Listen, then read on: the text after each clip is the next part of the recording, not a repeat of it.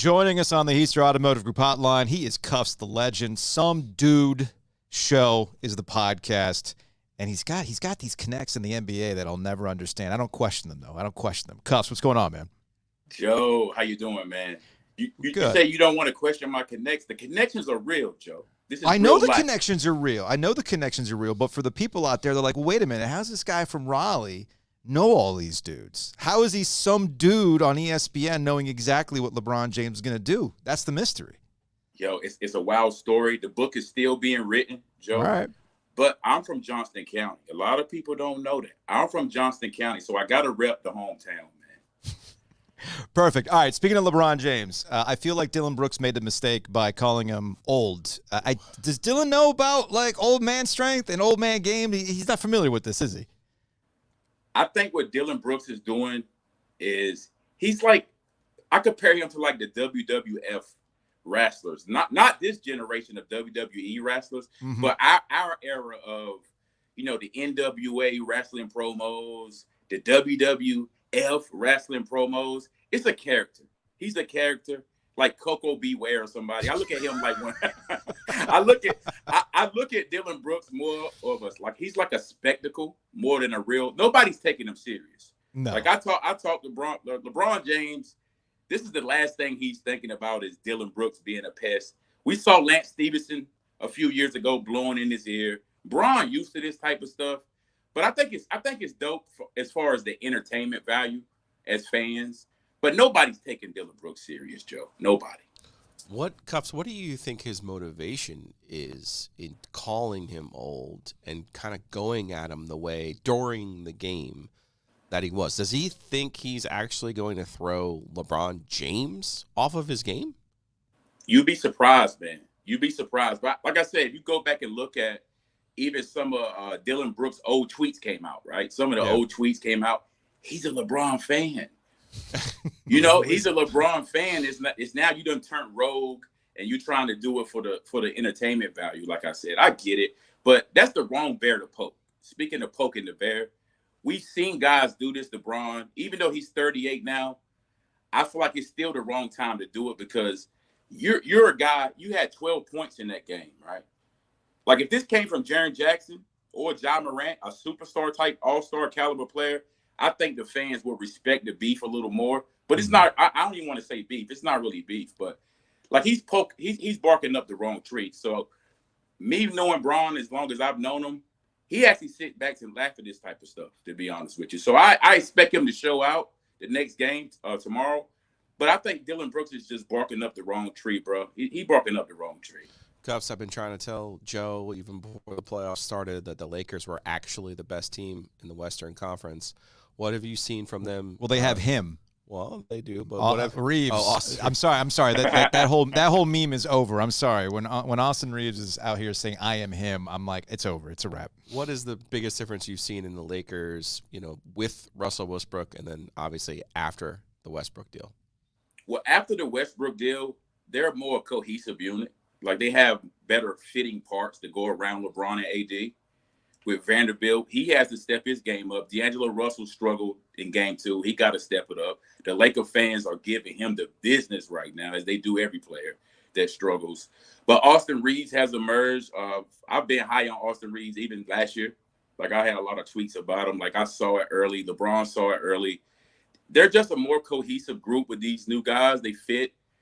And I think like they have versatility. Like Rui Hachimura has emerged in these playoffs the first 2 games. He's shown the world that it's not fool's gold. Like the 29-point performance in game 1, he comes back in game 2. The Lakers did stink up the gym in game 2, so we can just throw that game away. But that game 2 was kind of like one of those games. If you ever played basketball, sometimes when you go up against a team and they're missing their star player, it's like a natural emotional letdown. So I think that's what we saw in game 2. But going forward in this series, I think this series probably be over in 5, 6 at the most. Cuffs the Legend joining us here on the OG alongside Joe Giglio. I'm Joe Ovias. Check out Some Dude Show, the podcast. Check him out on Twitter, Cuffs the Legend. All right, I feel like what happened with Dillon Brooks, how we started this conversation, it's a level of gamesmanship. I think we can clown the gamesmanship. We can see through it. It's not going to work. Draymond Green, I feel like, is in a different level of gamesmanship where sometimes it works, but I think people are hip to what he's doing, and the Kings got over on him the same way that LeBron James got over on him in the final series, where he knew the count, and he got it out of Draymond, and he was suspended for Game 5, and that turned the series. I kind of felt the same thing was going to happen in this series against the Kings, where here's Draymond costing the Warriors yet another series in a wide-open West. But the Kings failed to take advantage of this. All of a sudden, Looney comes out of nowhere. I mean, Steph's going to be Steph, but I guess they got the secret weapon in Looney, who balled out last night. But I feel like it was a true missed opportunity for the Kings, who, if you're gonna be about it, you got to win on the road, and obviously that's not something they're good at this year. The Kings, you said it. You said the exact words. I think they blew the series last night. Okay. Because they could have put the Golden State Warriors, they could have buried them in the grave last night. 3-0, going back, they probably win Game 4. You go back to Sacramento up 3-1. You feel real good about that Game 5 in Sacramento if you're the Kings, right? But last night, Keegan Murray, he was a no-show. He was the rookie leader in three-pointers all year. He hasn't shown up the whole series. Kevin Huerter hasn't showed up. The only person that's really showed up for the Kings so far is baby Sabonis, and the most clutch player in the league this year, De'Aaron Fox. Sure. But I was surprised. I was actually surprised that the Kings didn't put up a lot of points like they necessarily do all year. Like, they only scored like 97, and that was without Draymond, the anchor of the Warriors defense. Like, I really thought they was going to run it up on the Warriors and put pressure on them. But Steph is Steph. Steph is Steph, bro. Cuffs, before we let you leave, I asked you about the Lakers without Russell Westbrook. In fairness, he's looked really good with the Clippers, and I know he's still a talented player, and you mentioned the fit wasn't right with the Lakers, but it's hard not to be impressed with what he's doing with the Clippers. Also, I love the way that Ty Lue has handled him too. Man, I'm so happy for Russ, because I said it on Twitter, he's found his forever home.